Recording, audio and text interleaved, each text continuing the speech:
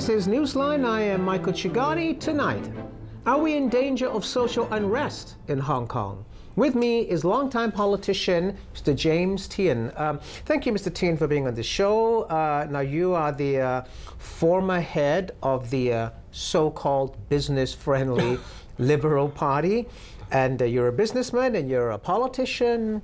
Hong Kong people now seem to have suddenly changed. I've noticed this, you've noticed it, everybody's noticed this. They've become anti-business, anti-rich, whatever you want to call it. They seem to be fed up with the system, with the order as it is today. Why is that? Well, I'm not sure whether the description would be anti-rich. I think the problem is with a lot of our property tycoons. They're more than other business than the property business. Now, property business already got them in trouble. You buy a flat that you pay for like 500 square feet, but it looks like only 300. Well, Mr. Donald Zhang was on this show some weeks ago, and he said it was dishonest. Yeah, he used the word dishonest. I probably would not use the word dishonest, because as a property developer, when we go to the land auction and bid for a piece of land, we bid it on that government's inflated usable area, allowing a You're also a property developer? Yeah, we do, Okay. but usually we just bid it from government's tender list or the auction list. But I think the main problem with some of these property developers is that the fact that they made all this money in Hong Kong, and certainly we want them to reinvest in Hong Kong and not go overseas. They keep buying things in Hong Kong that really have a conflict with the mass majority of our people. Hong Kong Electric belongs to Mr. Lee Ka-shing. Kowloon Motor Bus belongs to the Kwok brothers. Town Gas belongs to Mr. Lee Shu-kee of Henderson. So you said that a few people have a monopoly. Well, they invested into it. Whether it's a monopoly, Michael, is not my key point. The point is that these have direct conflict with the people on their daily spending. How is so that? they feel Tell me, that how is that a direct conflict? Okay, whenever Kowloon Motor Bus increases bus fare, or whenever Hong Kong Electric increases electricity, it automatically goes to these few large companies who's not alone, who's not only in the property business. So I think the anti-sentiment regarding some of these is the utility company, that they think they're making billions of dollars, and how come under the scheme of control. So it is anti-rich, it's not, you said it was not, but it's anti-business, anti-rich. Right, but because they're not only in the property business, but into other businesses where people say that, well, I only buy flats once a life. I bought it at 3 million, now it's 5. I'm probably happy too. But on the other hand, they feel that I go to a supermarket, it's got to do with that company. And when I pay electricity, it's got to go with that company. But you say you're a property developer, you're obviously a businessman as well, and your brother Michael Tien, who's been on this show several times before, owns G2000, and you're also involved in a lot of things. But you're criticizing your own. Not really. We think that what we should do, going back to the main subject that we might want to talk about, is the community care fund, is that we think in society, the business role is to be profitable, pay wages for their workers, create employment, create better employment. Then the government's duty is to take the taxpayers' money, not only the business sector's money, and then take care of the needy, which means basically the safety net. And I'm arguing right now with the reserve and foreign exchange, left or right pocket that government have, which is all Hong Kong people's money. That's correct. Went from 670 billion Hong Kong in 1997 to almost 3 times, to 2,200 something billion.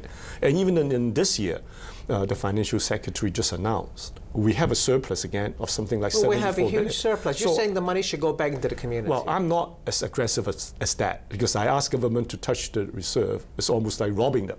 I'm saying that with the reserve the way it is, at least the income generated, for example, this year we generated already 74 billion Hong Kong dollars with the investment that we made overseas. I think we should use the return on our exchange fund and spend it help the society. Well, you know, you've gone to some hot water when you made a comment that you were not totally happy with the community care fund, this is a $10 billion fund that Donald Zhang. That's right. This 5 and 5. 5 from the private sector and 5 from the government, and you're not very happy with it. And you've said that to try and ease this business sentiment, the government should use its own money to help people, right? When you use the word government's own money, this is government's it's a people's position. money. Exactly. I'm arguing that it's people's money, although that people's money mainly came from the business and professional and the taxpayer, but it's not sort of government's money. But if we use that money and take care of the needy, not the business sector, and widen the safety net, whatever they're doing, elderly, housing, education, if they increase the budget to all the ministers in Hong Kong by a certain percentage, then I think a lot of these grievances, you say, or the unfairness will go away. But the business sector, we still got to do our part. That is, after you widen the tax net, our charity work, as everyone in the world that does it, is always help the people that unfortunately were not in that safety net. Then we still have to help those people. It's not by saying that shift the burden to government and we just go away and do nothing. And I understand that, Mr. Tien, but you mentioned you in the business sector, you've also got a responsibility. Now, I want to ask you this: you are in the business sector. Yeah. You're also a rich businessman. You're a developer. I won't deny that. and you were also the head of the pro-business Liberal Party. You're still a member of it, a leading member of it. And you have agreed that we do have a sentiment here of people being not very happy with things the way they are, right? Do you blame yourself as a businessman? Certainly not. Take part of the blame for this? Why should I blame ourselves on this? You blame the business community. No, we don't. If we paid so many taxes to government, I think it's government's primary duty to take care of the needy. Like I said, 1997, we only had 670 billion. Now we have 2,200 billion. Now, what are you accumulating all that rich? Speculation on Hong Kong dollar? You must be kidding me nowadays. Our Hong Kong dollar is much stronger than the US dollar based on the economy of the last 10 years. Do we need all that reserve for a rainy day? No, we don't have to spend on military. We're a lucky place, considering places of earthquake and so So you're saying the government is hoarding too much money? Hoarding too much. I'm not asking them to spend it. Although one could argue the 2,200 billion is already too much. You don't need all that. But let's say we just keep it at a cap of 2,200 billion. And any extra money that we bring in, you spend it. And I can tell you, if we do that, all the livelihood issues that we talk about, older people in the 60s, waiting 4 years to get a cataract done, or the older people that is trying ridiculous to get a denture. for a society like ours. Yeah. It's not in the hospital authorities program.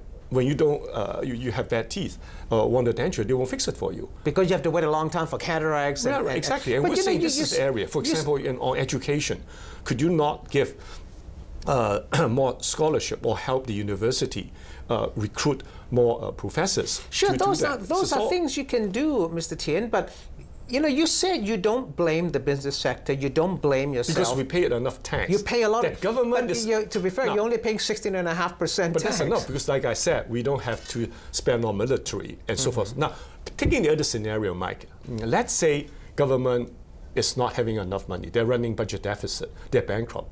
I'll be the first one to say that we agree to increase tax. To increase the tax. But if we increase tax, what does it do? Government hoards it further. Well, what's the point? The point is that government should take Would you the money. agree to higher taxes if government plows it back into the society? We certainly would. And business community agrees if government doesn't have enough money. Now, how do we define whether government have enough money or not? And we're arguing with 2,200 billion. The first 3 quarters, we already made another 74 billion. And what did they do? 5 billion from the government to match 5 billion from the private sector. That's a community care fund. Right, exactly. And besides, we would also feel that's a bit strange. If we look at around the world, have you ever heard of government in the charity business? I've not.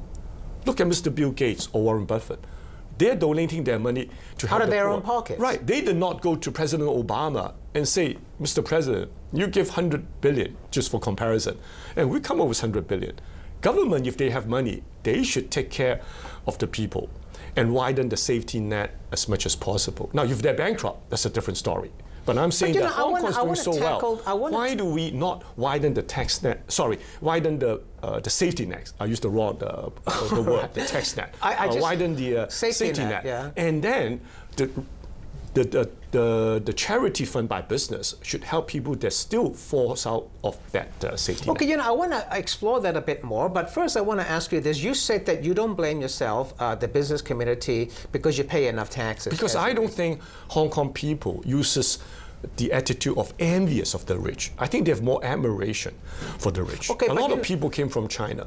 They don't want to come to Hong Kong simply because we have good welfare. They think this is the place to make it. They can so they admire Li dream, Ka-shing right. rather than envious Li Ka-shing. Donald Tsang himself last week told the business community, and he quoted Bob Dylan, he says times are a-changing and the business community should also change. Do you agree with that? Well, I don't know what he's talking about. Change what?